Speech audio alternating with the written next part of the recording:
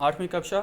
आज हम हिंदी के सुप्रसिद्ध कवि मैथिली शरण गुप्त जी की रचना नवयुवकों के प्रति इस कविता के प्रश्न उत्तर करते हैं। पहला प्रश्न है, इस कविता के कवि का नाम लिखें। उत्तर, इस कविता के कवि का नाम मैथिली शरण गुप्त है। अगला प्रश्न, यह कविता किन्हें संबोधित की गई है। उत्तर, यह कविता नवयुवकों को संबोधित की गई है। अगला प्रश्न, जो कुछ पढ़ो तुम कार्य में भी साथ ही परिणत करो। इस काव्य पंक्ति का अर्थ लिखें। उत्तर, इस काव्य पंक्ति का अर्थ है कि हे नवयुवकों, तुम अपने जीवन में जो कुछ भी शिक्षा एवं ज्ञान ग्रहण करो उसे अपने कार्य में तथा जीवन में भी अपनाओ।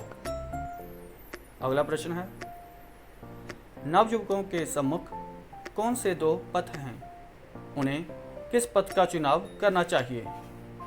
उत्तर, नवयुवकों के सम्मुख असंयम और संयम दो पथ हैं, उन्हें संयम पथ का चुनाव करना चाहिए। अगला प्रश्न है, इन काव्य पंक्तियों की सप्रसंग व्याख्या करें।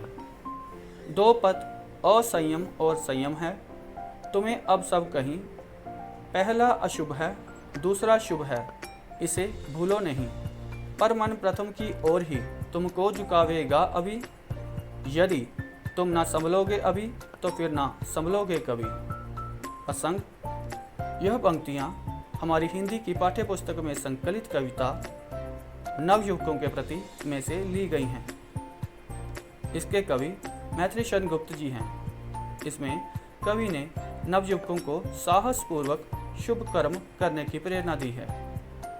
व्याख्या, कवि कहता है कि हे नवयुवकों, जीवन में असंयम और संयम दो रास्ते हैं। यह सच है कि इसमें पहला अशुभ है और दूसरा शुभ है, परंतु मन तुम्हें अशुभ की ओर ही झुकावेगा। यदि तुम नहीं संभलोगे तो जीवन में फिर कभी भी संभल नहीं पाओगे। अगला प्रश्न है, इन शब्दों के दो दो पर्यायवाची शब्द लिखें।